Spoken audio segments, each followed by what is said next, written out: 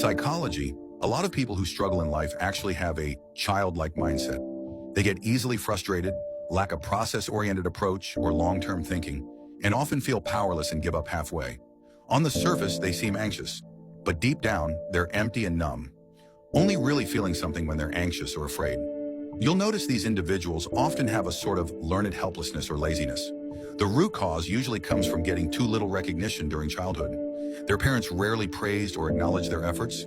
They might want to try hard, but they can't keep going because deep in their subconscious, they feel like no matter how hard I try, it won't matter. Essentially, they don't believe in their own abilities.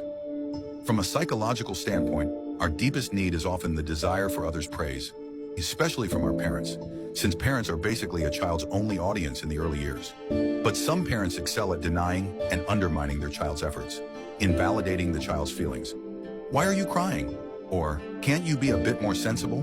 Dismissing the child's abilities. You can't even do this small thing right. How will you ever succeed? Criticizing the child as a whole. How did I end up with such a useless kid? If a parent repeats negative statements like, "You're no good, you don't understand, you're not allowed, you're so dumb," those words eventually become the child's life motto. This is essentially the gaslighting effect in psychology. There's another group of kids who are taught to always be quiet, obedient, never talk back, never inconvenience others.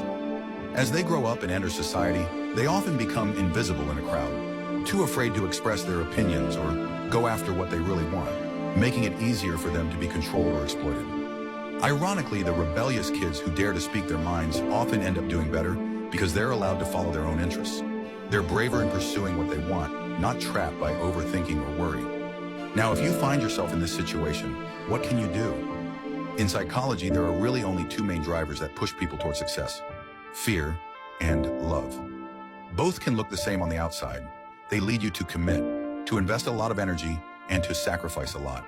But the inner motivations are very different. When fear is the driver, you obsess over winning or losing. You feel like you can't afford to fail. I have to do this, and I must do it perfectly. That pushes you to cover every detail, but it also piles on the stress.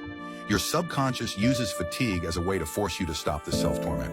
The greater the fear, the more you push yourself, sometimes using even more fear to force success. But the downside is huge. When you're drained beyond a certain point, the subconscious kicks in a defense mechanism. Depression, when love or passion is the driver, you don't really think in terms of persistence or hard work. If you succeed, great.